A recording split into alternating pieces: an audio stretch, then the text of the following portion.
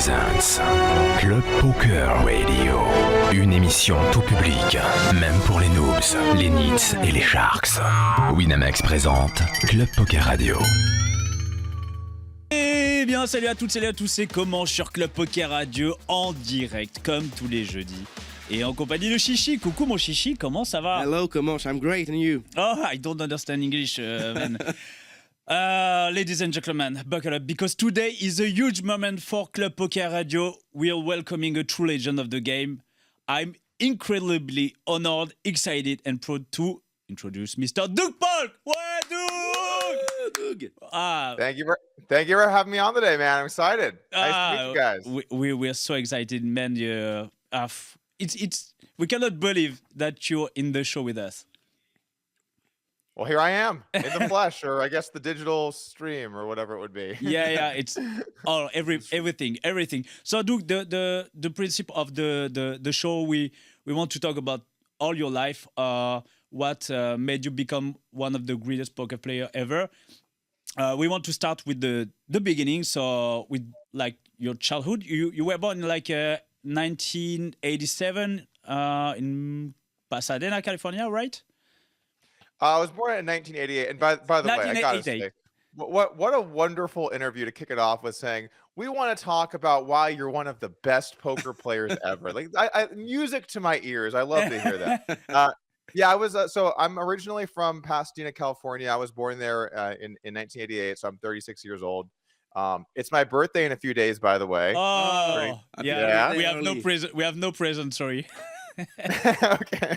So, but you know, it's funny because my family moved around a lot. Like, we were always changing cities. So even though I was born in Pasadena, which is in Los Angeles, I feel like I'm not really from anywhere. Like, I've moved to LA, San Diego, Boulder City, Las Vegas, Raleigh, North Carolina, the Bay Area, San Jose. I'm in Austin now. I lived in Vegas for a while. I'm kind of a nomad, so I feel like I'm not really from anywhere. Yeah. So when you say I'm from, you don't have a city when you can recall you're from.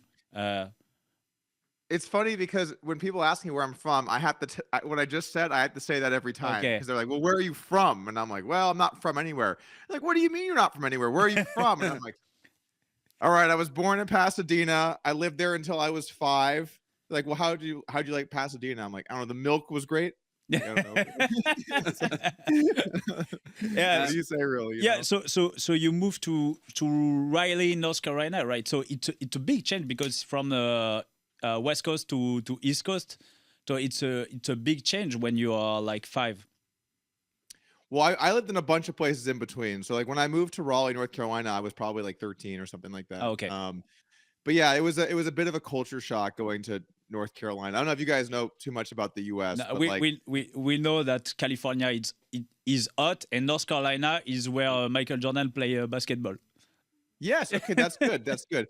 But also, just so you know, North Carolina has a much more rich history.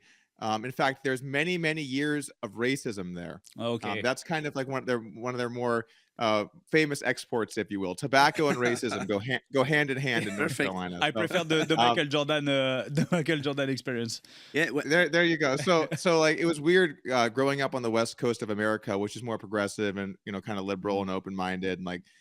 Southern California has all kinds of people, like, it's white people, black people, Asian people, Mexican people. It's like all these people. And then you go to North Carolina and it's a bit of a culture shock because all of a sudden it's like, people's families have hated each other for a long time. So I would say of all the places I lived, that was probably my least favorite. Okay. So yeah, North Carolina, we want to forget. Yeah. Were you more of a quiet kid or super curious into sports of all? Sorry, what's your question? Yeah. Were you more of a quiet kid or a super curious kid? Like, was I like outgoing? You're saying basically?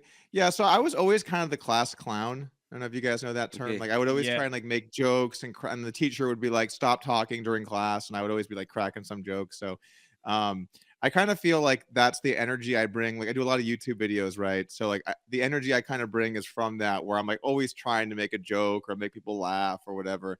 That's just kind of like who I am. So I would say I was always sort of outgoing, even when I probably shouldn't be. and you played. I think your father taught you chess. Yeah. Were you always interested in like card games, video games, board games?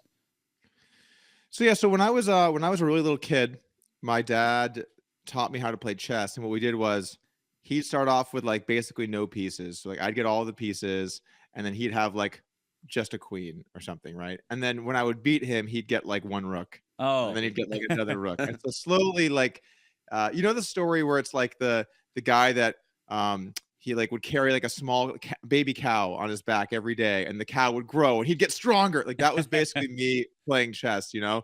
And then eventually, by the time I was 6, 7, 8, I would have all the pieces. And I remember like the first day I beat my dad, like real game, you know, like we had all the pieces. And it was like such a great moment for me. But now that I'm a dad, I'm like, oh, that must have been kind of sad. It's like I can no longer beat my 8-year-old in chess. Like it's like I don't know. will you do the same thing with your child? I hope so. I hope so, because like my older son is 2 and my younger son is 1.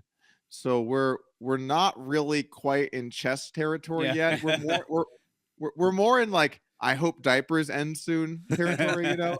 So like I would say like one day I certainly hope to get that same experience. But you also have to, it depends on the kid. Like I was always into games. Like my older son, he's super into numbers. His name's Otis. He's always into numbers. He's like counting, counts everything. It was funny the other day. We were at like a little gym class he goes to, right? And he loves numbers, and he sees a number, he'll have to say it. And he goes, he looks at me, he's like, Dad, favorite number. And he points at a number, and I look over, and it's a thermostat, and it's 69. That's your favorite number? That's a great number. Yeah, you were proud. Yeah, you were proud, Dad. Yeah, so you started playing a lot of video games when you were younger, because you played a lot of Warcraft 3, if I recall. Can you remember some video games you liked to play when you were a kid? Yeah, so Warcraft 3 was my big one. That was like when I was the best of any of the games I played. I was probably like one of the top players in the US. I wasn't ever like number 1 or 2, but I was like, you know, top 5 or whatever. And so that's basically where I learned how to be competitive. Like I probably played hundreds or thousands of hours of that game, probably thousands of hours of that game. And basically it's a one-on-one game, right? So like you build armies, you fight. And what I learned was like when you would lose, it was because you made a mistake, and it was because you can improve. And so losing wasn't a bad thing. Losing is what you take and you learn to get better. And I think like that mindset, you know, kind of the same thing in chess, right? But that kind of mindset of like, this is how you get good at something and how you take it to kind of like a top level and the degree of professionalism that comes with that. Having that as sort of like the framework for getting into poker made the transition much easier, because I'd already spent so many hours of my life playing games, learning games, improving, and then also just always being responsible for my own shortcomings. And like if I lost, it was me, you know, it wasn't.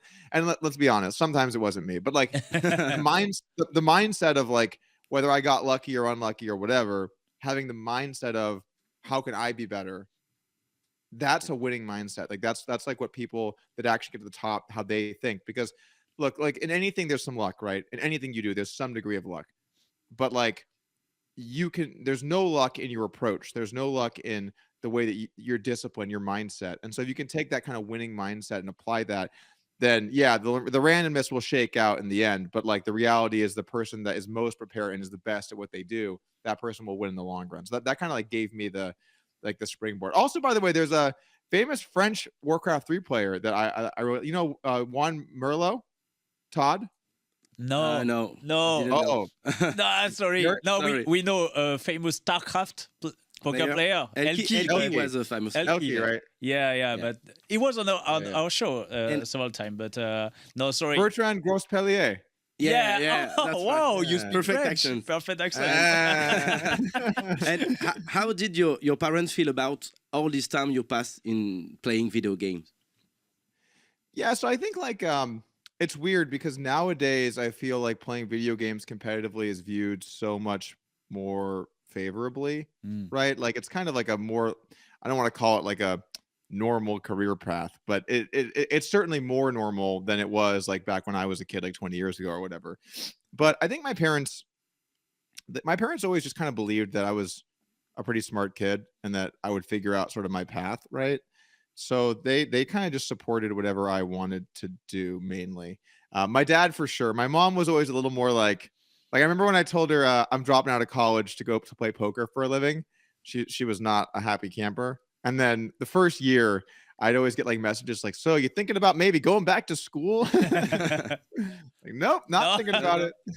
Yeah, so I think it's a good choice of career for now. Oh, really? Oh, that's your opinion now? For you, not for me, not for me. And believe me, I tried. Yeah, I tried. For us, it's more difficult. Yeah. What was your dream when you were a kid? That's a good question. So I always felt like what was most likely was I was going to be a lawyer. That was sort of like my traditional career path, and that's what I kind of geared up towards. Like I was going to college and I was going to major in political science, and I was going to try and go into law because I felt like, I like to argue as much as the next guy, maybe even a little more. So my plan was just to end up going to law school and become a lawyer because I felt like that was going to be like a good career path to be successful and have a good life. But like it's not a dream. It's like maybe the way you think that you have to what you have to do, but it's not a dream, no? Yeah, I guess I was pragmatic even when I was very young. So like I viewed it as what is a realistic thing that I could end up doing that would be my career path. And from that perspective, like obviously you dream like, oh, it'd be cool to be like an athlete, or it would be cool to be, a musician. Fireman. But I always knew that those were like very unlikely. So that was what I really thought I was going to be. Like in my heart, I was like, I think I'm going to be a lawyer. That was like my path that I really thought. And it wasn't until somewhere in my teenage years when I started to see how good I was at video games, and then starting to find somewhere in there, it changed. Like, I don't know, maybe when I was 14 or 15 and I first started looking at poker, the moment I realized that poker was versus other people and not versus the house, it instantly became my dream, because I'm like, I can do this. I can beat other people in this game. Yeah. Do you remember the moment when you discovered poker? Yeah. So I remember it's not a very like big it's not a dramatic moment, but I do remember it. So I was practicing Warcraft 3 to like, improve, get better. And one of my friends that played that game, he messaged me and he's like, "Hey man, like you're spending all these hours trying to get better at this game, right? And you're making like nothing." Like I was making like maybe $50 a week doing other like random stuff in the game, whatever. And he's like, "Rather than waste this much time on this video game, why don't you just play poker and actually make money?" And I responded, "Well, I wouldn't play poker because that's gambling." And then the guy was like, "No, it's versus people. You just have to beat people." And then I Googled it. And like, while I was looking around, I realized that you can win money in poker, even though it's gambling. And the moment that happened, I was hooked. Like I was like immediately in, like, cause I'm like, oh, I have to be better than them. And then it was over. Like I was like, this is gonna be my career. I was like, that was like the very second. Did you play poker with your parents? Because in my mind, in the US, poker is much more into the family, so did you play with your parents? I never played poker with my family. I do remember as a kid, so I guess kind of what you're saying is like poker is more into like the culture of America, right? Yeah, like that's the translation with my fucking bad English. That's exactly what. Thank you, ChatGPT. I'll tell you what. You guys do the French, I'll do the English. No, it will be so cool, so cool. But anyway, by the way, I just appreciate when other people can speak my language at all. Like sometimes I try to learn other languages. Like when I was in school, I learned Spanish, right? Like I took 3 years of Spanish in high school, and my Spanish is just terrible. So whenever someone is even trying to speak English with me and it's not their first language, I'm like, you know what? Just 2 thumbs up over here, man. You're doing great work. I appreciate you say trying to speak English. Everybody's gonna, everybody's gonna laugh about me for like 1 week and 1 month because my accent is shitty. So C'est pas grave, on a c'est l'habitude. pas grave. Doesn't matter. You know what's funny too? I feel like the French version of like when French people speak English, as an English speaker, it's like one of the hardest to hear because the French accent changes the words in ways that make it very difficult. Like, I don't know, like the Russian one's pretty hard too, but then there are certain ones that are not nearly as hard. I don't know. It's like weird. Like some countries you just hear easier. Yeah, and it seems that people told that in French you have to keep your French accent because it's sexy. Because it's sexy. Ah, I see. Well, No. I mean, I don't think I'm not going to think you're sexy either way. So just don't worry about it. So bad. It was cool talking to you. Bye bye. Bye. What were we just talking about before? You were translating my question with the culture, the poker culture in the family. US culture. Okay, yeah. So I vividly remember my dad going to play in like these games where it was like they'd play for quarters and nickels and coins, and it was 5-card draw, right? So it was like you get 5 cards, you pitch the ones you don't want. So I remember seeing him play that when I was young, but I didn't really know what was going on. But we never played as like a family or anything. Okay. So the first time you played, it was online. The first time I ever played poker was probably free rolls online. Yeah, I think. And then I also played in some very, very, very small stakes games with other people in my high school. So like other 15-year-olds, we'd all put $5 in and play a game of poker or whatever. Yeah, I think that was the first time. Can you remember, because it's in the past, what was the first poker site you deposit on?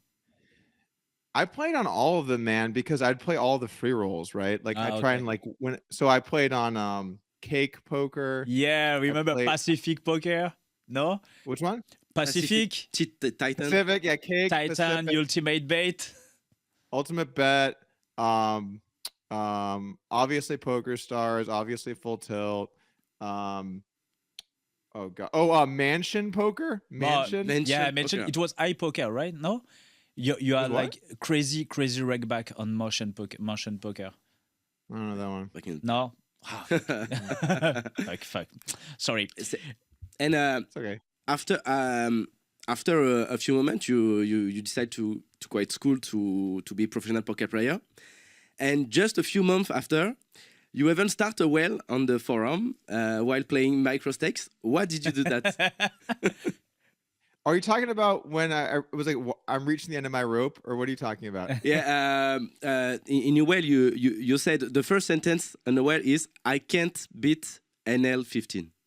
Okay, I know what you're talking about. Yeah, so I reached this point after a year or two of poker. Maybe it was even I don't remember how long, but I basically like my first year or two, I really struggled. Like a lot of people, their story when they made it high stakes, and I put $20 online, I immediately won millions. Like that was not my experience. I very much struggled, and like I didn't really learn like in a conventional fashion. I kind of like taught myself, and I had my own strategies and stuff. But I was just kind of a nit, like I remember my strategy was I was playing 1 cent, 2 cent.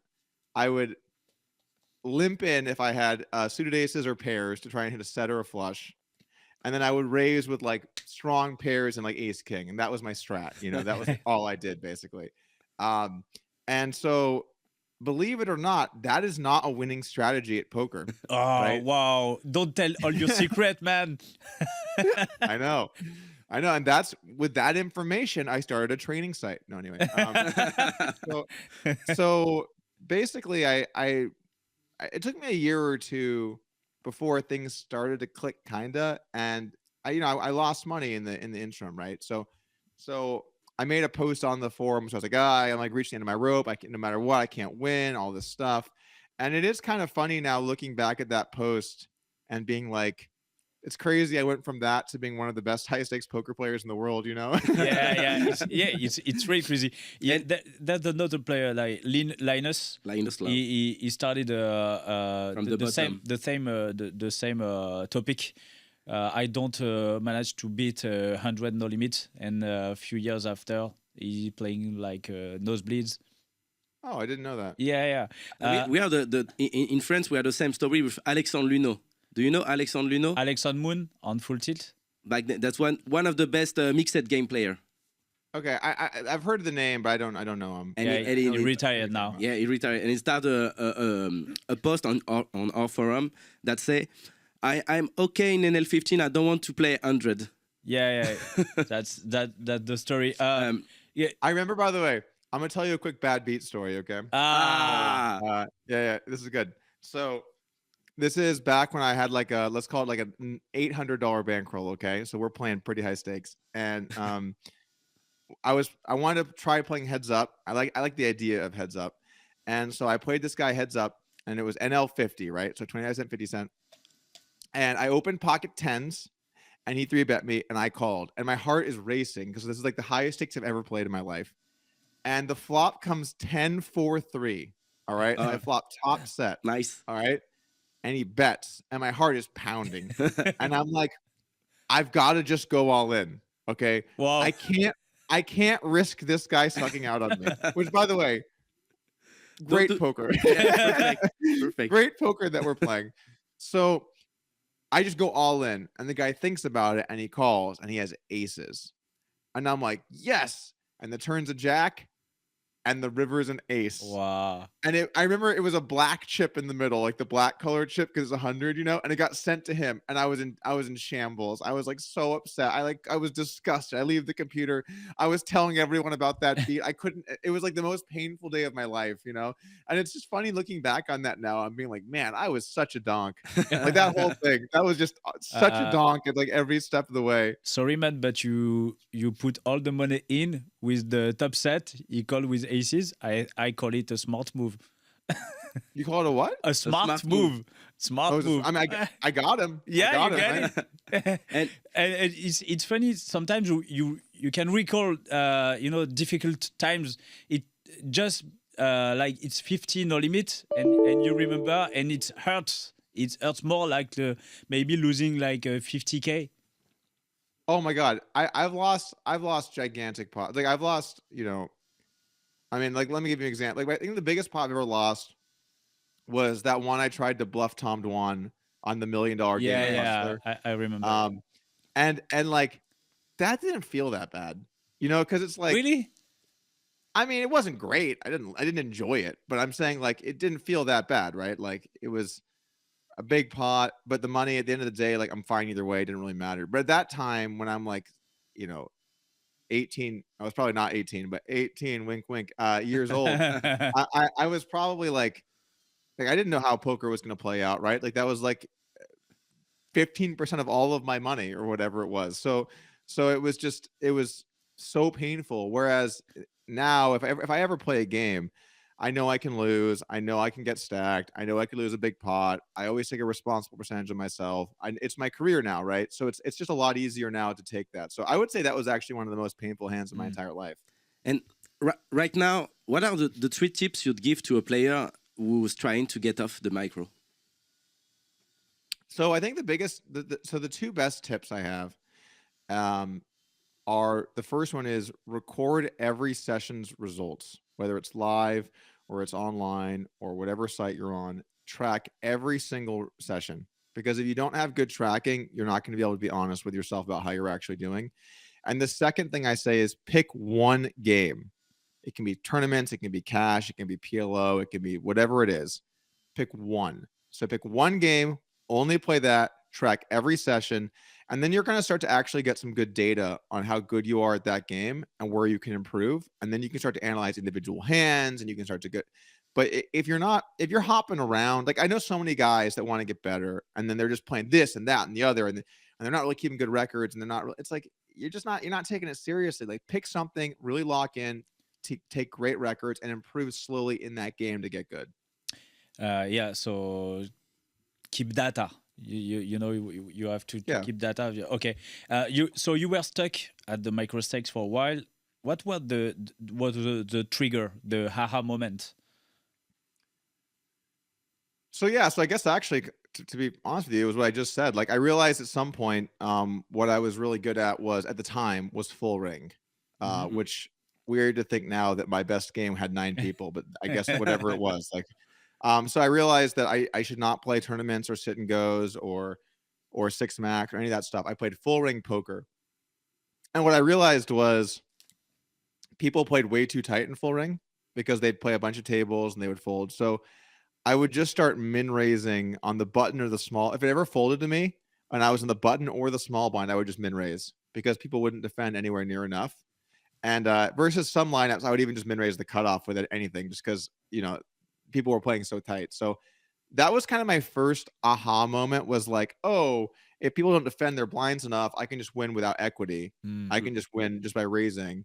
And then once you're doing that, then whenever you're in the blinds, you're thinking like, oh, this guy might be trying to win without equity against me. And that was kind of the first like, oh, I see what's going on here. Like, I got to steal these blinds. I have to defend these blinds. I got to sometimes bluff this guy. And it kind of slowly started to make more sense from there. So I would say like realizing equity thresholds pre-flop was kind of my first like, oh, I get kind of what's going on here moment. Yeah, so like exploitative game, the first step into the exploitative game, right? Yeah. Yeah, it'd be like in a game like StarCraft or Warcraft 3 or something. It's like, you know, and again, if people don't know about those games, you build armies, you get resources, all this stuff. But if someone wants to kind of go to an advanced unit and they're not protecting their base, you can just go kill their base, right? So you're always trying to balance, how do I get to these advanced units later with protecting myself? And if you're not protecting your blinds, you're not protecting yourself, right? So you're just like, I'm just going to immediately attack you and win these blinds. So it was just kind of like realizing that there was holes in their strategy that you could go after. Okay. And after that, you quit the full ring to switch to heads up. Why did you choose specifically heads up? Yeah, that's a good question. It's weird actually. Like I went through like 2 years of only playing full ring, and then I went through 7 years of only playing heads up. So I basically just never played six max. I don't know what it was about heads up, but something clicked very quickly there for me. That was like, you know, when you're playing somebody heads up, you get to see their whole strategy, right? Like everything that they're doing. And so when you're playing somebody in that format, if you realize that they have weaknesses or they have leaks in their game, then you get to see them over and over and over and over again. And so you have to have really prepared out your full strategy to be able to counter your opponent. And I think like when I realized that, and it sort of just played into all of the games I played in my life, chess, video games, all this stuff, I realized that I was very naturally suited towards the creation of those strategies, because the idea of like how to protect yourself versus how to be aggressive and like how to like go after people, that was something I was very, very familiar with. And it just fit like a glove. It was like, you know, like, look, like, I don't think I was a natural talent when it came to most poker types, but for some reason, specifically heads up, it just always worked. It like instantly worked for me. It was like everything made sense. And then I would see these tendencies in my opponents. And, you know, back in the day, people were so unbalanced. Like they would do like ridiculous things. Like I remember this hand I played. This is actually one of my favorite hands. There's a guy named Robbi Lew. His name's Nanonoko. Yeah, Nanonoko. Okay, Poker so Stars Pro, yeah. Yep. Legendary mass tabler on Poker Stars, right? And I remember this time where, so we were playing heads up. We briefly were just battling heads up, and we would like 4 or 6 table, and we would just go to town. Like we would just duke it out. And we were playing at 10-20. At the time, 10-20 was a pretty big game for me, right? Like it was probably the highest stakes that I really played. I mainly played like mid stakes, but I thought I was better than him. Obviously, he thought he was better than me, so we're duking it out. And now he had this thing where, and this is going to sound so basic now because poker is so much more advanced. So these stories are less cool now, but I'm going to tell it anyway. Yeah, it's so cool because it's you who telling the story, man. I'll tell the story. So, all right. So I 3-bet. So he opens. We're like 200 blinds deep. Okay. So we're like $4,500 deep at 10-20. He opens. I 3-bet king queen. He calls. And the flop comes like 10-7-4. Right. I bet the flop pretty big. He calls. The turn is like a deuce. Right. And I barrel the turn pretty big, and he calls. And the river comes like a 2 or a 3, I forget now. And I check, and he goes all in. And I'm thinking to myself, like, I've played this guy so much heads up, and he almost always raises top pair on the flop. Like he almost never traps it. And then he's not going to value jam a 7 on the river here. It's just too thin to be able to get value for a 200 big blind stack. So he's basically saying like he's got like he like river trips or the straight or whatever like the weird low thing was, or maybe he was trapping me, but we weren't. There was not much trapping going on in that match, and so I'm like, he's kind of just saying he has a missed straight draw, you know, like it's really kind of the only thing that he represents. So I called the jam with king queen, and he had 9-8 for 9 high, Wow. and I won this $9,000 pot with king queen, and that was the moment where I was like, I think I might be pretty good at this. I'm a fucking genius. And it's the time that Nanoko quit poker. I think no, I don't know. What was your study routine at this time? Because it was before all the solvers, all of the everything going. So how did players study back then? Yeah, that's a great question. So everyone had different ways they approached it, right? I'm gonna talk specifically about heads up, right? Heads up poker. So my take was always, I need to be very tough. Like I need to be constantly bluffing people. I need to be very hard to bluff. Whenever I check, I need to be scared. I need to check raise everywhere a lot. I need to be just very, very, very tough everywhere. Like every line, I'm bluffing some. I'm always tough. I'm very hard to make fold. And then I'm going to start with a baseline that's like that and make it so it's very hard to ever profitably bluff me. And then I'll slowly morph my strategy into being the counter to what my opponents do.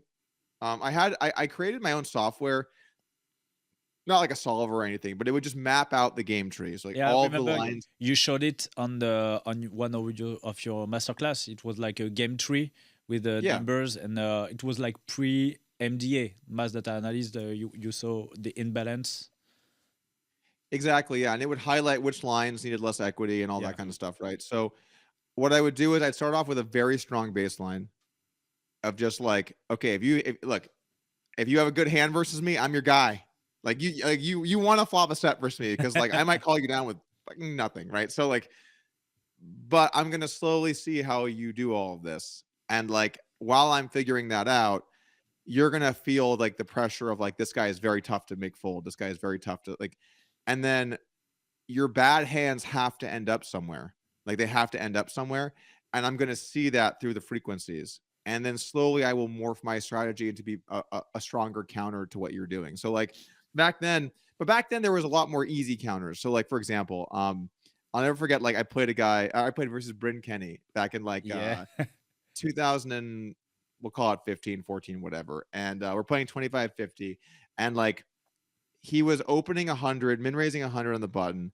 And he was defending way too tight in the big blind, right? And so, and like his fold to 3-bet was super high. So what I would do versus a guy like that is I 3-bet him a ton, but it was almost only bluffs, okay? Because like if someone is opening 100 and folding 70 to 3-bet, you don't need equity. You can just 3-bet them. And then if he did anything after that, I'm out, right? Because like I don't need to do anything more from here.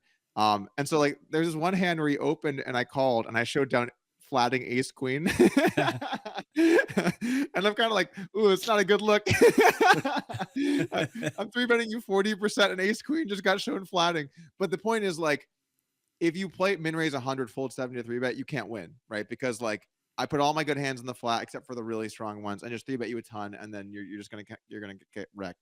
And then when he's in the big blind, he's playing tight, I can just min raise 100 because now I min raise 100, he's going to fold too much. And now I don't really need to have equity. So like when you play guys like that, you can just be very careful with post flop, right? Like you can bluff occasionally and pick some spots, but like you just need to not let them over realize post flop with their very strong range, right? That they've kind of gotten there with. And as long as you don't do that, you're going to win. But then some guys like they'd be more reasonable, right? Like they would open correct, they would defend correct, they'd 3-bet correct. Okay, well now we're getting into post flop. Like how does he play the flop? Like what's his fold frequency like by street? And even so, like one of the things I always did is I had like a display that would just show stats in a bunch of ways that people would always talk about like c-bet frequency and stuff, right? Like which is the most common stat. Like how often do you bet the flop after you raise? But I was always into sort of like all of the delay lines. Like If it goes check, check, how much do you bet the turn? If it goes check, check, and you check, how often do you check fold? If I check to you in a 3-bet pot, how often do you probe? Like there's all of those kinds of lines. And when you're looking at all those frequencies, it also gives you a good idea for the way that your opponent's approaching all these other lines. So like I would just kind of mold my strategy. Like I have a good baseline, and then I would mold it into like what was clear my opponent, the way that they were trying to play the game. And then I would put more check raising in the lines that they took more often as bets, right, to kind of counter those bets. And then I would let more traps into those lines as well. So I just slowly kind of like, my strategy would be like Play-Doh, right? Like you take it out, it's just Play-Doh. And then I would slowly make the dough into like the exact thing that kind of needed to work there. And that was really what took me from being like a good player to being like the best. Because at the time, as you said before, there weren't solvers. You couldn't just fire up a solver and like you couldn't just go over to Lucid Poker and use you couldn't do that, right? You had to come up with it on your own. So like the dedication to that process is what made me so much better than the rest of the players, I think. And it was like in your mid 20s, you started winning big money for this age, playing 10, 20, 25, 50. It's a lot of money. So how your life changed at this moment? Yeah, I mean, like poker has given me everything that I have, right? Yeah. It's given me everything. So I started with basically nothing, and now I have millions of dollars, and it's all from poker. Well, I mean, it's from poker in some fashion. Right now, I've done investing in businesses and whatever else, but it all originated from poker, from playing poker. So it is kind of trippy when you think about it from like taking a step back perspective of like what the game of poker has given me. And that's why I feel like when I see people that have done well in poker, I feel like they have some level of responsibility to help promote the game and to help bring new people in, and also help like kind of like represent the industry well in some fashions, because you know poker's given me my life. Like without poker, I wouldn't be here today. I wouldn't have I've gotten to live the life I've lived. So it's been a really wonderful journey, and obviously the financial side has been phenomenal too. But it's a beautiful game, you know, and it's a game that I want to see continue to do well in the future. Okay. At this time, who were the best beside you, best poker player? Because I in your in 2+2, you said, quote, the only two players who scared me are Ike and Sauce. What year was that? 2008, I think. You created that in 2008. Yeah, And you said 2008. that 2012, maybe 11. Okay. It's been a few years since then.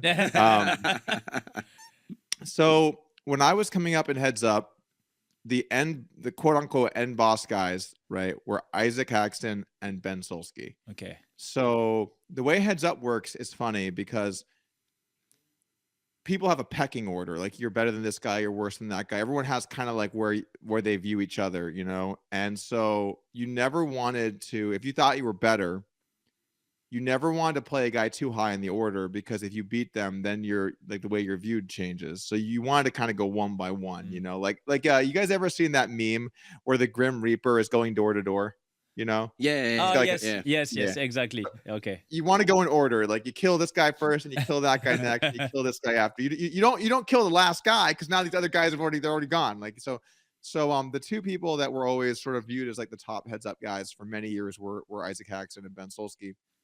And so those were the guys I looked up to in Heads Up, you know, like those were like the kind of the goats. And I remember, I'll never forget when I'd gone through all the doors and I'm like looking at who's left, and I'm like, all right, I guess it's these two guys. 'Cause Wow. at some point there's no one left to play, right?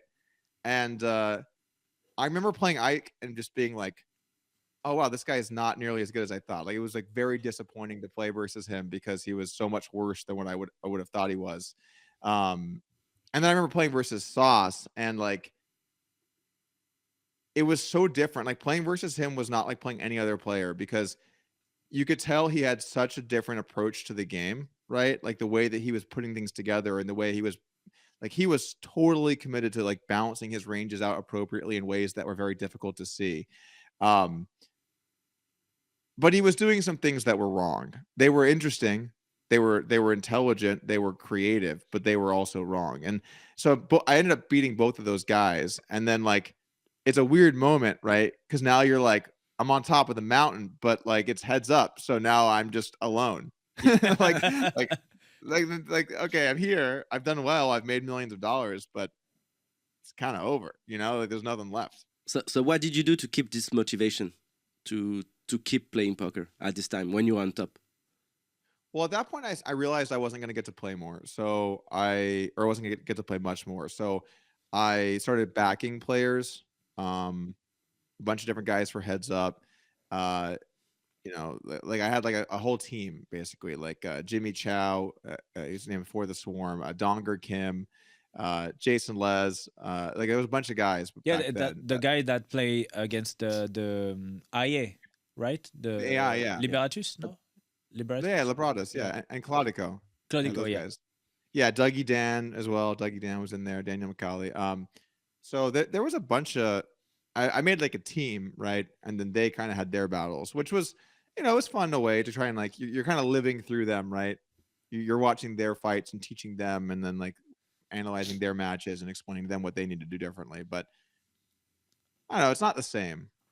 Like it's so much different to be the competitor versus to be the coach, Yeah. And if we can just come back to the match, because it's one of the legend, your heads up match against Ben Sulsky.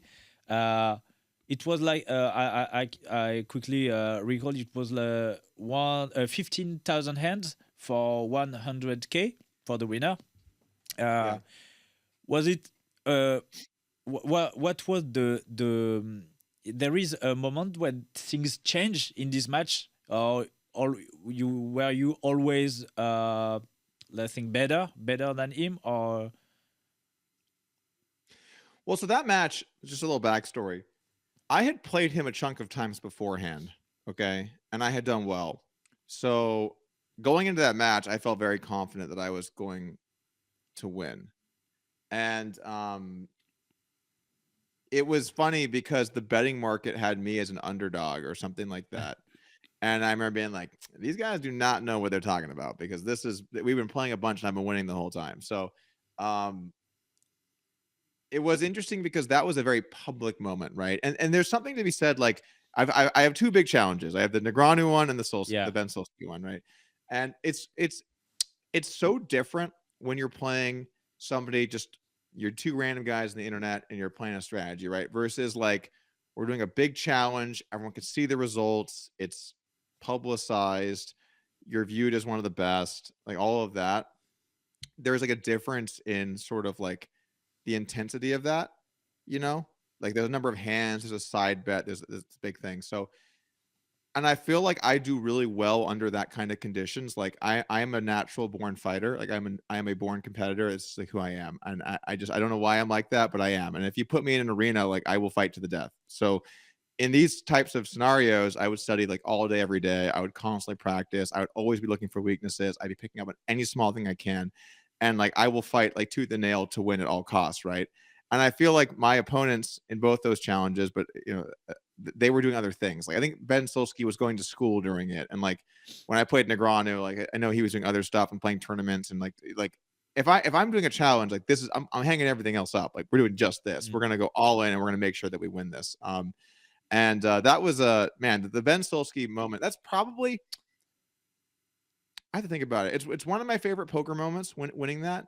I don't know if it's number one or not, but I feel like what was cool about that moment specifically was the moment where it was like, I've arrived. Like I'm now here. Like I am like viewed as one of the top high stakes players, maybe the top high stakes player, or at least top heads up player. And like, I'm the guy now. Like before that, I wasn't the guy. Like I was like up and coming. I was a young whippersnapper coming up through the ranks, right? But now I'm the guy. And so I felt like that was sort of like the moment that I became that. Does that make sense? Yeah, totally. That was because in poker game there are different between tournament player was so famous and cash game player was mostly unknown. That was important for you to become a name in the poker game. Sorry, what was the last part of that? That was important for you to become a famous name Right. in the poker game. Yeah, it was. And it's funny. I was reading this article from like 10 years ago or something. And I did an interview with one of the big sites at the time. I don't know if it was Poker News or Card Player or what, I don't remember. And um, they asked me a question like, what are your goals, right? It's like around this time period. And I thought about it and I was like, I think one day I want people to know me as Doug Polk and not WCG Writer. Because I'd never made a YouTube video. I'd never started a training site. I hadn't really played tournaments. Like I was just like an online screen name, right? And now I'm looking back at that and I'm like, I think I did a good job. Yeah. Yeah, because I don't think people know you as WCG Radar now. Right now. Right now. It's Doug Polk. At all. Yeah. Did Actually, you, if somebody brings up, like most people don't. Like, okay, so most people now know me from YouTube, right? Yeah, That's yeah. the main way people know me. So most people don't even know that backstory, but I always like it when someone brings up stuff from that era because I know like, oh, you're like a real fan. Like you're like you know, like you like from back in the day. Like you remember everything going on. true So OG, a true OG. Did you? an OG. Yeah. Did you knew Ben Sulsky? Did you already met him in this time? Did I already meet him? Yeah. It was just a competitive online challenge, or do you know him? Do you write during the challenge? Or I don't think I've ever met Sauce. I don't think. I'd No. have to only online. I don't think so. Okay. So it was just a online battle. Okay. Yeah. Yeah, and after that, you build your first company, the Upswing Poker. And had you always wanted to build a company, or it just after poker you're on the top, you don't know what to do, but you want to stay in the game?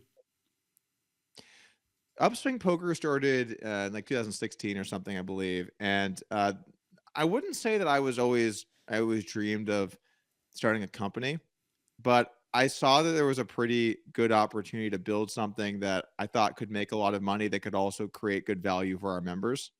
And that's really sort of the intersection on companies, right? Like you want to, obviously when you make a company, you want to make money. Like companies are there to make money, but you need to do it in a way where you provide great value for the people that are purchasing your products. So as like one of the best players in poker, it's such a natural synergy where like, I believe that I can teach people how to get better at the game because I have so much knowledge at the game.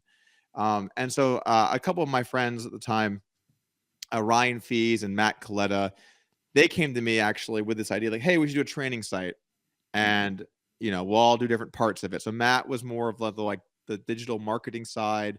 Fees was more of like the, you know, making some of the coaching stuff side. And then they're like, all right, well, we need someone to be the face. I looked around and I was like, oh, fuck, it's going to be me, isn't it? Business talking, what were the mistakes you made that actually helped you grow the most later? Mistakes in poker? No, mistake in business. Oh, mistakes in business. Okay. So Upswing was a very unique experience because we started the business with there's three of us, three owners, and we each wrote a 5K check. Okay. And then 2 months in, we realized that was not enough money. So we each wrote another 5K check.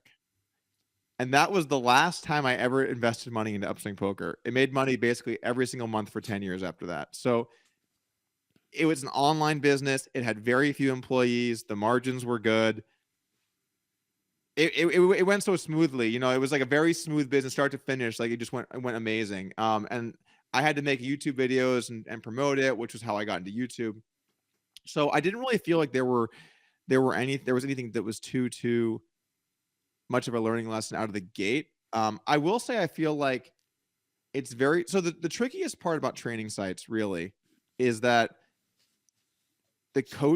getting coaches is the hardest part because it's basically skilled labor, right? Like they have a very unique skill set that is highly valuable. And if someone is really good at poker, they're likely to have a lot of money or they're making a lot of money or they don't want to share.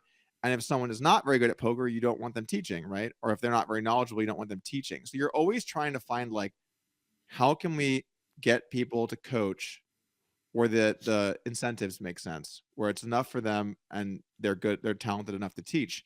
And so we always had like an approach of smaller team, pay more, pay coaches and revenue share for our advanced courses, and try to like make it very attractive for great players to come coach, and have way less coaches. Like we're not going to have like 100 guys that are cycling through doing videos. Like we're going to have a very small team of good people. And that generally speaking has worked. I think we've paid, I think if we zoomed out and like the coaches that did courses at Upswing compared to all the other sites, I imagine they made more at Upswing. I'm just guessing. So that kind of worked, but then you're always in this cycle of like trying to get another good coach and like trying to get them to, it's difficult, particularly as like the good players become more and more rich, to like find that middle ground where like they'll take the work on and make sure that their hourly is good enough. Because like, for a really good poker coach these days, like they're not going to do it for like $5K an hour for like the top guys. They're not going to do it. Yeah. So like, can you offer 10K an hour? Maybe. I mean, it gets like very difficult, right? And very expensive. So that's the biggest challenge with training sites in particular. But I'd have to really think about like what I learned the most, what mistakes I learned from, because man, there are so many, but none spring to mind at the top of my head here. 2016, you launched your YouTube channel. So it's the start of the Doug Polk, the one of the big moment for your career, because now you are a YouTube superstar.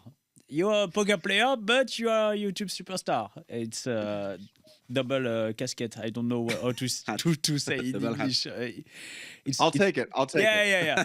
It's nice. I say nice things. I love being here. I should come more often. Yeah. Come in Paris. Come in Paris sometime. Come to see us in Paris. We have good wine. So 2016 YouTube channel. It was only for promoting Upswing, or you wanted to talk about some things? You said you always was the class clown. So you want to talk class clown. So you want to talk. You want to entertain. It was so I guess when I started originally, I didn't know how it was going to play out, right? Because I had never done it before. I was like, okay, well, I can do stuff about strategy. I can try to do stuff about news. I could try to do stuff that's funny. But like, I think the main takeaway when I started was, look, I am one of the best poker players in the world, and I'm going to make videos talking to you guys, to anyone that wants to watch, like any person on the internet, about what's happening, whether it's the news or this hand or whatever. And I think like the authority that comes with that, and even still, I think like when you look at the YouTube market in general, I feel like there are not many poker players making content that have real authority as a top player, right? Like the only person that kind of has that is Negreanu. And even then, he's like in a little bit of a different box, and that he's like a little the older school, kind of like generation. But like when you look around, there are guys I think are pretty good at poker making YouTube content, but like actual top players, there are not really that many, right? So that kind of gave me an authority to talk about subjects in a way that a lot of players don't get. Like, I'm going to give you an example. Not that I'm saying I'm Tom Brady, but now that Tom Brady's retired, when Tom Brady talks about a play when he's doing a newscast, or he's commentating on a on a football game, you're going to like, I want to see what Tom Brady has to say about this, right? Because it's Tom Brady, right? And I feel like, particularly if it's a heads up hand, but even in general, if it's a poker hand, I feel like I have some authority there where I was the top guy or one of the top guys for a lot of years. The people are going to respect that and want to listen to that in a different way than if you're just kind of like a normal-ish poker player. So that was part of it. I think that was the core of it. But I soon realized what I really enjoy is the funny side, like trying to make jokes, making people laugh, putting in the memes, like that's the stuff that I actually really, really like. And it's weird because like, even though I'm an analytical guy, I think I like the creative side more. I think I enjoy that more. I think it brings me more fulfillment. So it's kind of been this identity shift over the last 10 years where it's gone from like really high stakes poker as the main thing over to like trying to make content that people enjoy. And on your challenge, you often go after Negreanu and also Phil Hellmuth. How are things when you meet them in real life? Oh, so that's actually kind of an interesting question. It's weird. I've played so many people so many hands of high stakes, and even heads up matches. And then when I meet them in real life, I have always felt neutral because they're just trying to do the same thing I'm doing, right? Like they're just trying to win. So, like I've never felt like when I met someone that I felt one way or another about them just from playing.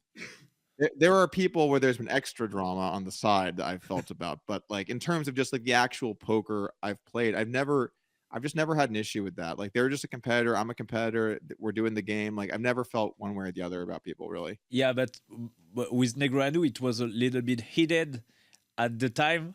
So what was when the first time you met him, how things went?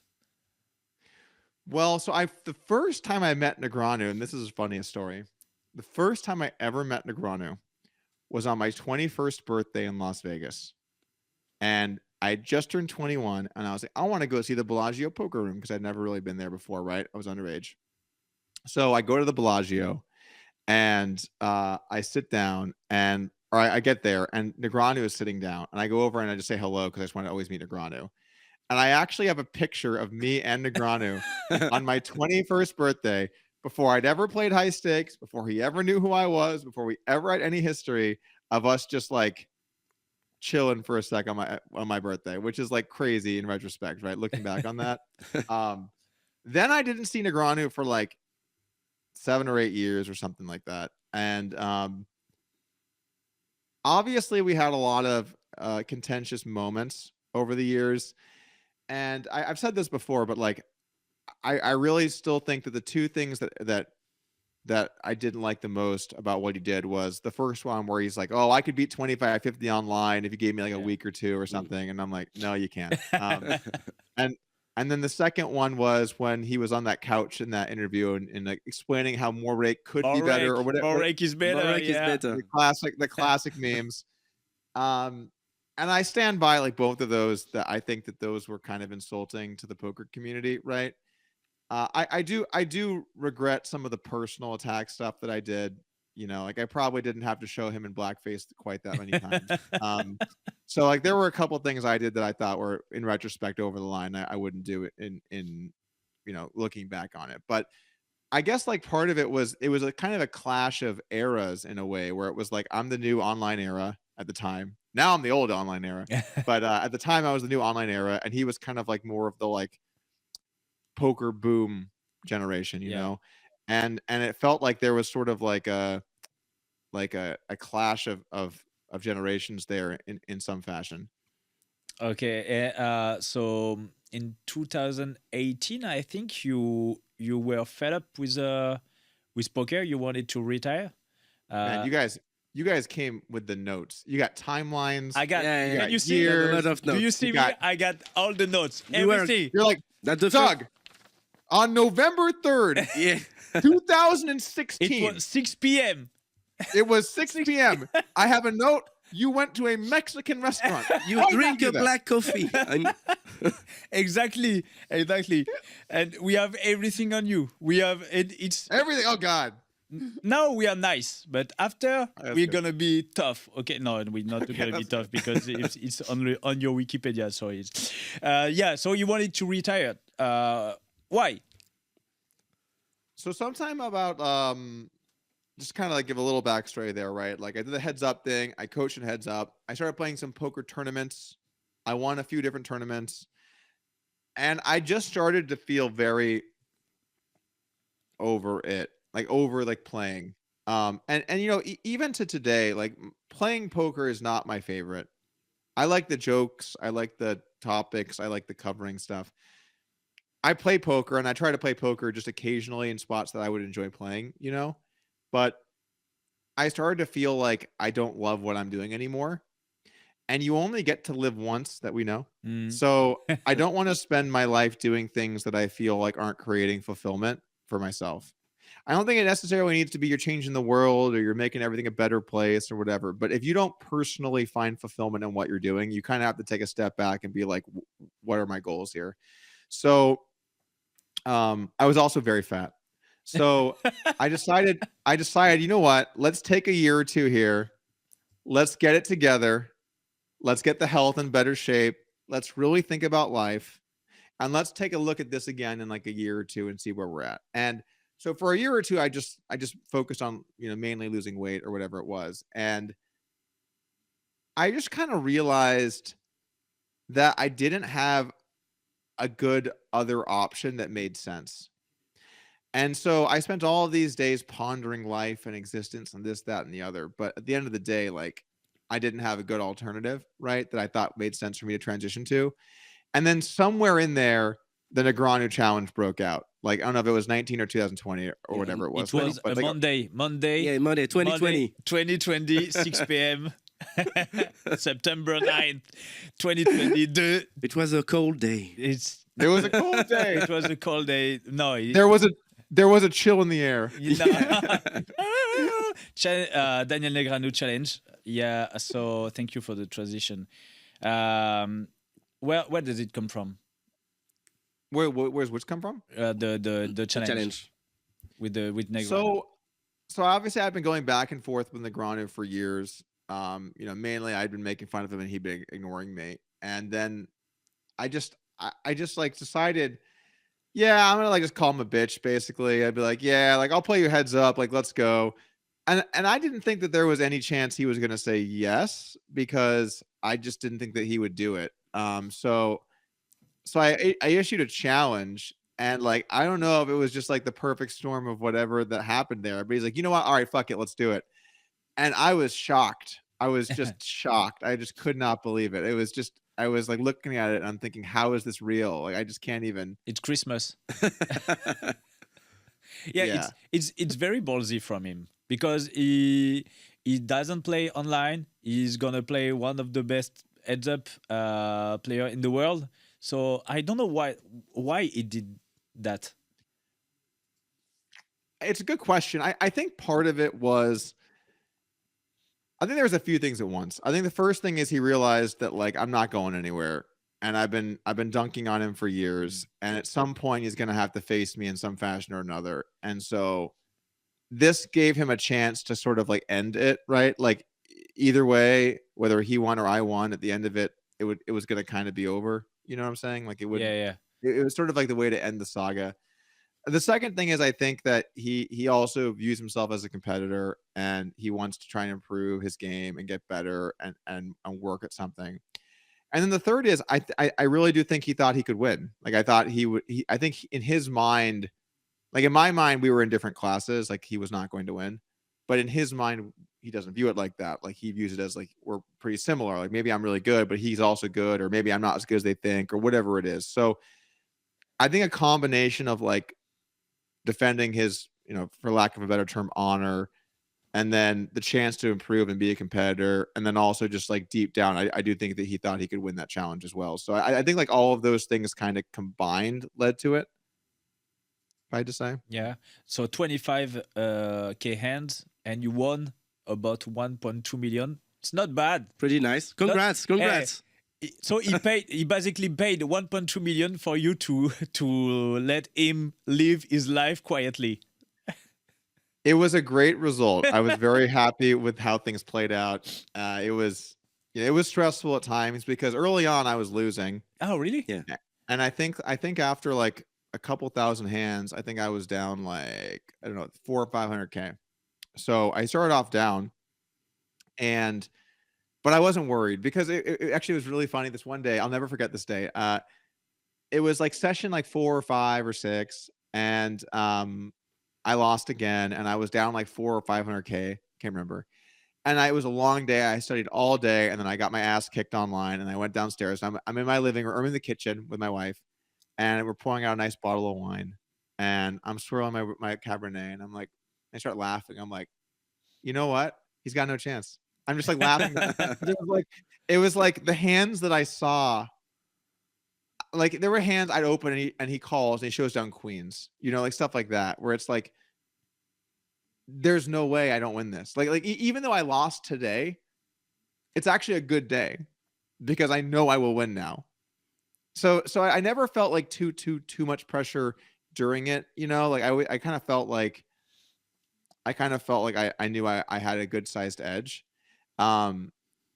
but it was still a good amount of pressure in general because I'm the heads up guy. This is my whole career. I've beaten everyone along the way. I challenged him. He takes it. I'm a big favorite. I think I was like a 4-1 favorite or something like that. And which I still think was a bad line, but whatever. So all of these things going in, like if he had beaten me,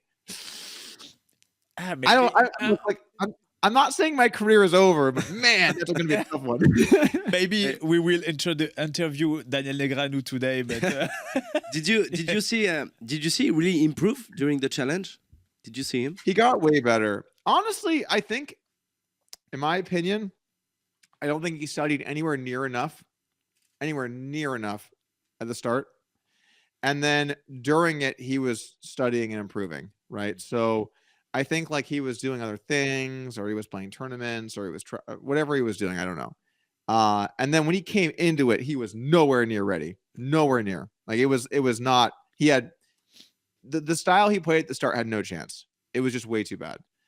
But over the course of the challenge, he got better and better and better and better. And he also started copying a bunch of things I was doing in spots, which is good. Like you should do that. Like if you're like, okay, let me put it like this: if you're playing versus me, and I use a size in a situation, it's probably pretty well thought out. So like you should at least analyze that size, and copying it can't be that bad, right? It's going to be at least decent. So his strategy became like closer to my strategy in a lot of places, and it got like closer and closer together.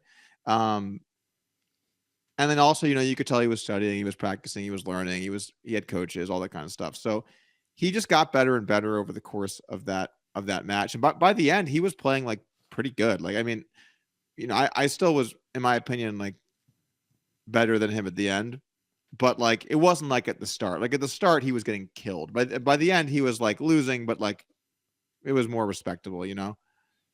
He was pretty good. Like by the end of it, I would say Negreanu would beat like the vast majority of players heads up. Like he was like a good heads up player. So it was a good investment for him. But he was at least a good heads up player by the end of that. It was a good investment for him. It was a what? Sorry? A good investment for him. Yes. It was a great. Although you could probably get a cheaper rate, I think. maybe. Upstream Poker, if he had a subscription to Upstream Poker. Oh, yeah, I like that. You sell it, so it doesn't. Or maybe he was even training over on Lucid Poker, which you can now download for free. Head on over to lucidpoker.com to improve your poker game today. Wow, what happened to the stream? Is someone hijacked the stream? Yeah, we're gonna talk about Lucid Poker. No doubt about it. There were rumors.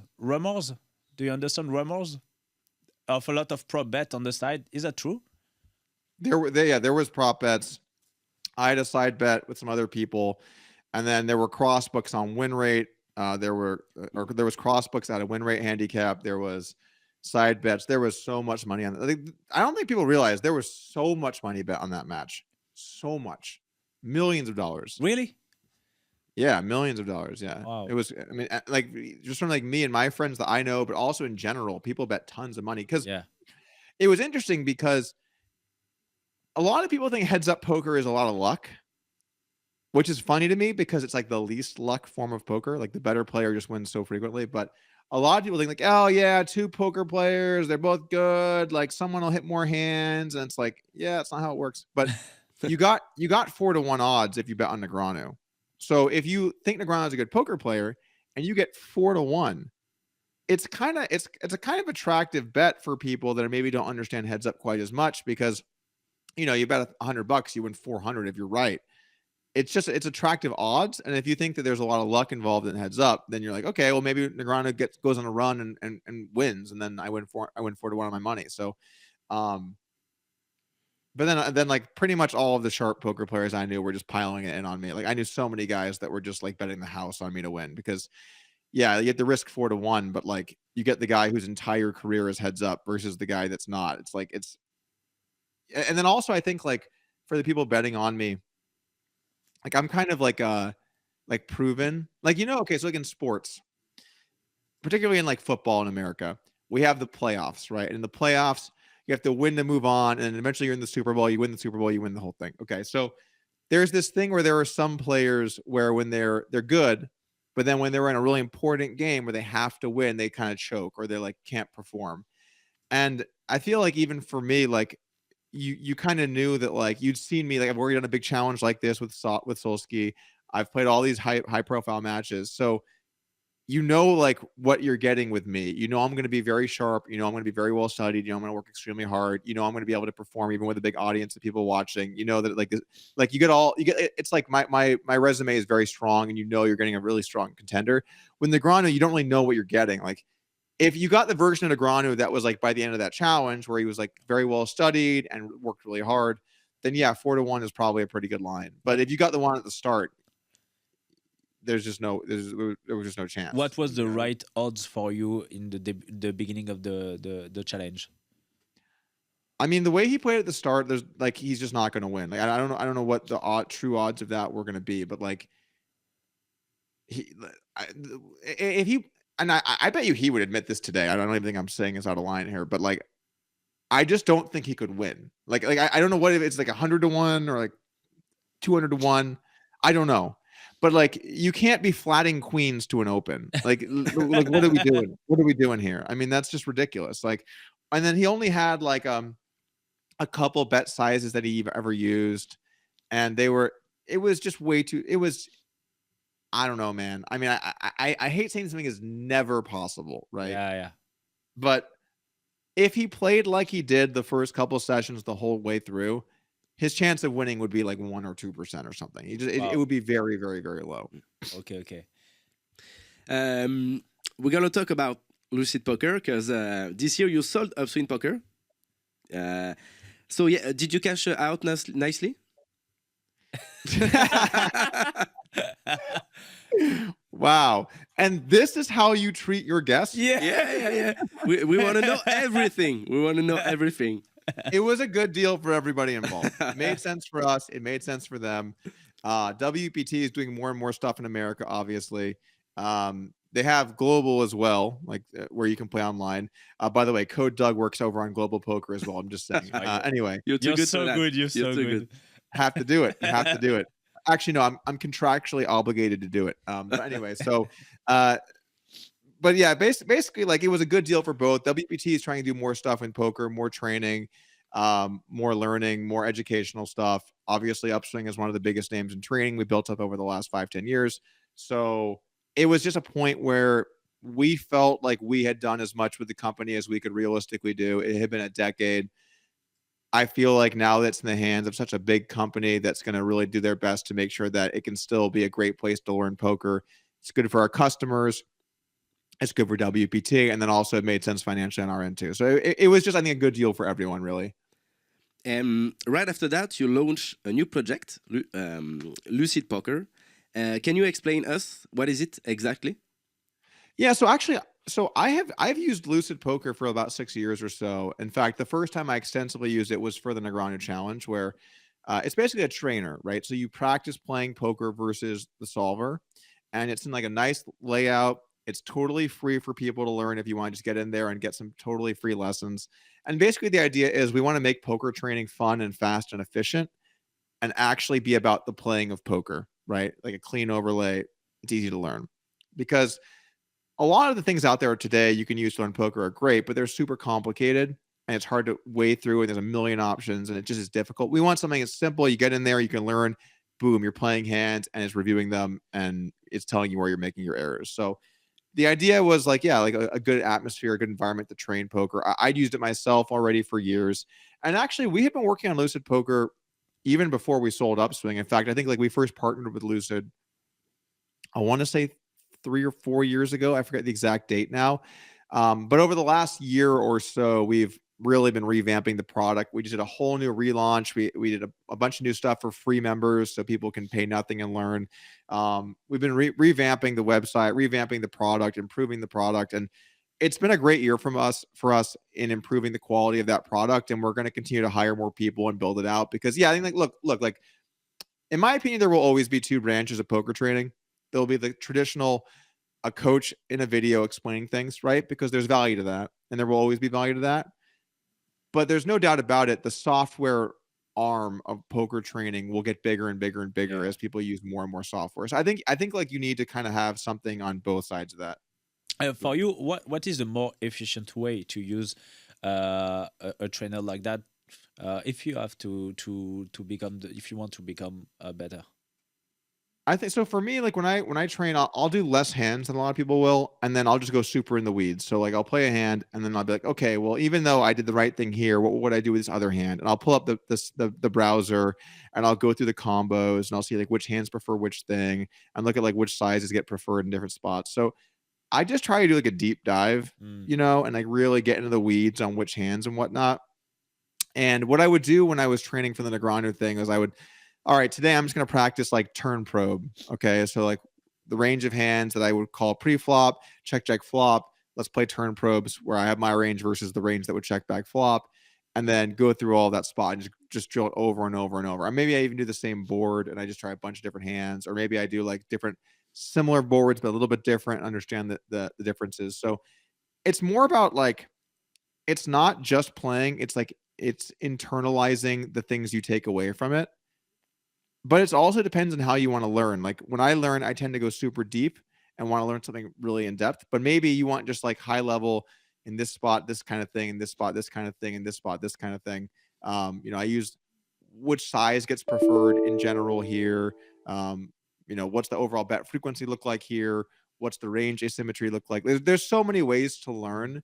And for different people, different things will click in different ways. So like I'm more of an in the weeds kind of guy, but that's probably my heads up battling background that's kind of coming up there, I imagine. So Lucid Poker, and big up to your guy David, the French guy, because it's David that bring you here in the show. So thank you, David. Thank you very much, David. He's probably looking great dude. He's probably looking and say, what language are they talking? What is this fucking English accent? I think he just got out to Vegas too, so I'll see him in a couple days. He told me he's gonna see you like in 2 days. In 2021, you moved to Texas and start playing live cash game at the lodge, and just 1 year later, you become co-owner. Why invest in live poker? It's funny because when I moved to Texas, I didn't even realize there was poker here. And then one day I'm getting a coffee and I look over and I'm like, that business is named Shuffle. I'm like, that's kind of suspicious. And I walk in the front and it's just a poker room. So when I moved here, I did not even know that there was poker. And then the more I learned about it, the more I realized that poker in Texas is kind of in its infancy. They're not licensed card rooms. Texas has a rule in a private club, people can gamble basically amongst themselves. Very Texas-y. So there's like, you know, basically a number of these clubs coming up, but there's no doubt in my mind that one day this will be licensed. And so the idea is basically try to get in on the ground floor of something that could be worth a lot more money in the future when gambling passes in a bigger way. Also, I mean, it's fun to have a stream and do a show and get to like play on my own card room. Like it's fun. Like it's a mixture of business and pleasure, if you will. Yeah, and which live poker player impressed you the most? Because we know, two famous live poker at the time. That's Garrett Adelstein and Alex Keating. And which most improved you? Who most what? Sorry, impressed you. Impressed. Well, I think Garrett Adelstein is. I mean, I think like if you look at the history of playing on poker shows, I feel like he's got like the most impressive resume in terms of just consistently winning, willing to run big bluffs, willing to make big hero calls, and I think like people love to watch him play. There's a reason why when he's on, it's such a big show. So, I mean, he kind of springs to mind. I think if we had to go like different eras, right? Like 2008, Phil Ivey. Okay. Was very, very scary. You know, like he's like staring everyone down and making reads and like, you know, intimidating. Still scary. He scares me. He scares me.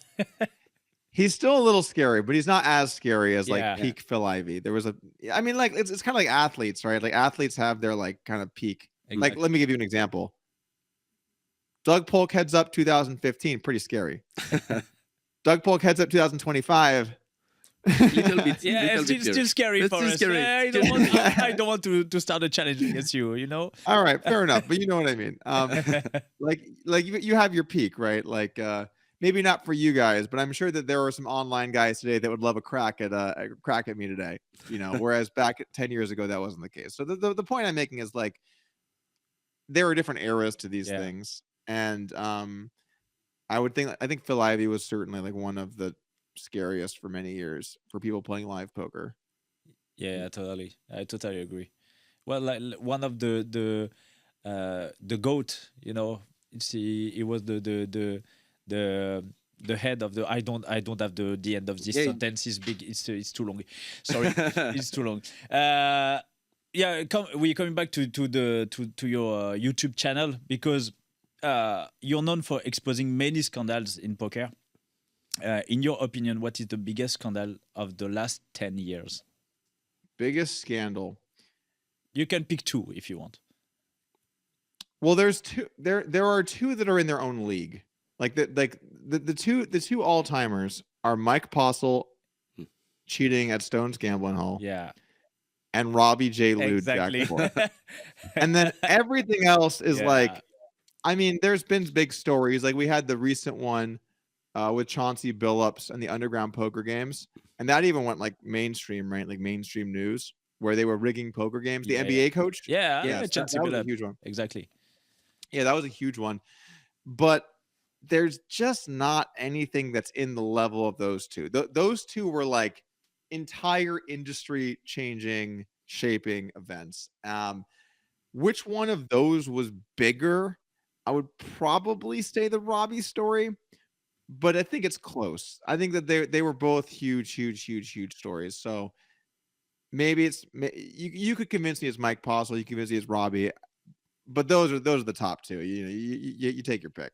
Ah, okay. I thought you would say Mike Postle because it's Mike Postle is like, okay, man, I know you're cheating. Maybe they like the trial said you're not cheating, but for Robbi, it's like maybe it's 90% you cheat. It's very. Did you play against her?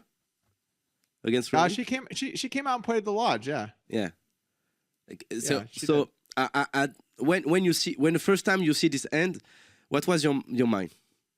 What was on your mind? Well, when I first saw this hand, I was like, this is cheating. And I thought it was extremely clear. And it's funny because I know this makes me biased, but someone cheated me once where they hacked my computer and then they basically played versus me knowing my hole cards. Whoa. Okay. That's much easier. And I played a hand versus them where it was like the flop was like ace, king. Think about this. I opened and they called. I might get the hand wrong, but you'll understand the idea. Okay. I opened and they called. The flop is ace, king, queen. And they check and I bet, and I have 10-4. I bet and they check raise me. And I'm like, this is full of shit. And I 3-bet. And they call ace, king, queen. The turn is like a 5 of clubs. So I have a flush draw and a straight draw now. They check. I barrel. They call. And then the river is like a 3. Okay. So I brick. They check. And I have like the pot's like 4K and I have like 4K left or something like that. And I'm like, well, I got clubs and I would rather, if I'm going to bluff here, I would rather not block the backdoor flush draw hands, whatever. So I decided to give up and I checked back. And the guy had jack deuce.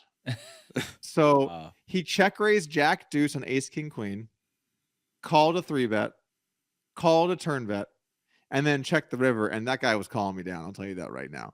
So I immediately started playing slow. And then on my phone, I emailed PokerStars, hey, I'm being cheated. Freeze this guy's account right now. And so I just played as slow as possible for 30 minutes so they had time to like investigate. Yeah. And they called me an hour later and they're like, okay, look, we froze the account. I just want you to know I've worked at PokerStars for 10 years. I only can think of 5 times we've ever paid someone back any money from any event where there was accused cheating. So we'll investigate.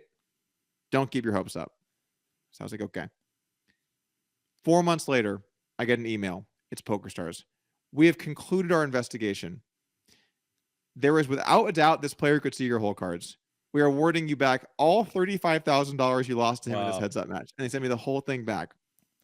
So, and that guy's name was Joshua Tyler, by the way. And then turned out he scammed a bunch of people. It's crazy. But but going back to it. So, when I'm talking about the Robbi hand and she raises the turn and calls the jam with Jack high, there's just this thing that clicks in my mind where I'm like, I've seen this. Like, I've seen this thing. Like, I had this almost. I mean, it's very different. It was much smaller stakes, right? And it was online, and it was a bit different. But like, I've almost seen this exact hand, and I was cheated. And with that in my mind, I'm looking at this hand, and I'm just like, this has to be cheating. I mean, I don't see like, look, like we're never gonna know for sure, right? But I personally cannot see that this is a legitimate hand argument. I can't see it. Yeah, Can't see it.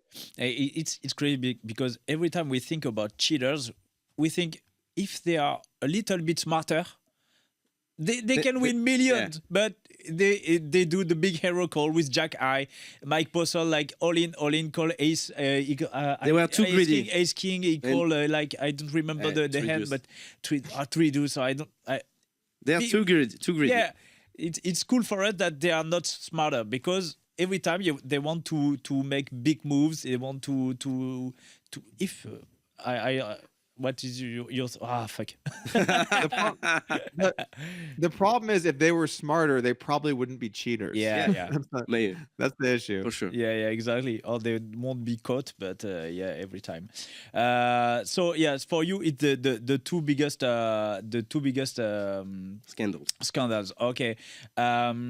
So we're gonna finish this interview. Doug, what do you if you have to give advice for the people who are listening to our show, what would be the final advice? What would be the final advice? In what way? In life. Subscribe to Lucid Poker and life. Yeah, in life. If you have to give like a mantra, mantra? No, I don't know if something a way of life, because you give your advice to beat micro stakes. Now to beat the life. Okay, I've got the answer. God, Doug. I feel like there are two kinds of people. There are people who question everything always. And there are people who are always confident even when they shouldn't be. Okay? There are people, those are almost only two kinds of people. The way to live life and play poker is in the moment, be confident in what you do. Make your best decision and be confident with your choice. And then later, always be willing to be introspective and try to learn what you could have done better and what you did wrong. So in the moment, be confident. But later, always question how you can be better and how you can improve, whether it's in poker or life. Because the reality is you're going to have to make decisions you don't know sometimes, and you have to live with that. But you also want to make sure you're improving to make sure that you're doing your best in poker or life. That's a good advice. Thank you very much. It was prepared? Man, did you just improvise this? You're good. I mean, did you send me the questions? Yeah. We don't. David. He sent you the question. No, okay. No. So, Doug, it was really a pleasure to have you on the show. I know it's early for you. It's like 10 p.m. But now you're a father, so you have to wake up early. Yeah, I'm gonna go lift some weights, get my day going. How is it going? The pro bet against Bill Perkins. Oh, I already lost. You look incredible. You're in good shape. Oh, well, I appreciate that. Thank you. Yeah, I mean, I'm healthy. I lift weights a lot. I'm like into health stuff now. But the problem with Bill Perkins, he keeps getting me because he always bets an amount of money that's like, I'm like, oh, that would suck to lose. But then it's never enough where it's like, I'm going to stop doing my other things, you know? Yeah. So like what ends up happening, it actually kind of works out. Like I every year I pay Bill $200,000 to lose some weight. Bill Perkins is like my personal trainer. It's just he doesn't do any training. Yeah, it's nice move from Bill Perkins. Yeah, nice move. So everybody, guys, everybody wins. Yeah, Yeah, not true. not us, because we want to see you win money from Bill Bills. Perkins. He's got too much money. Thank you very much, Thank you very much. Doug. It was incredible, and I hope everything is. I hope you the best.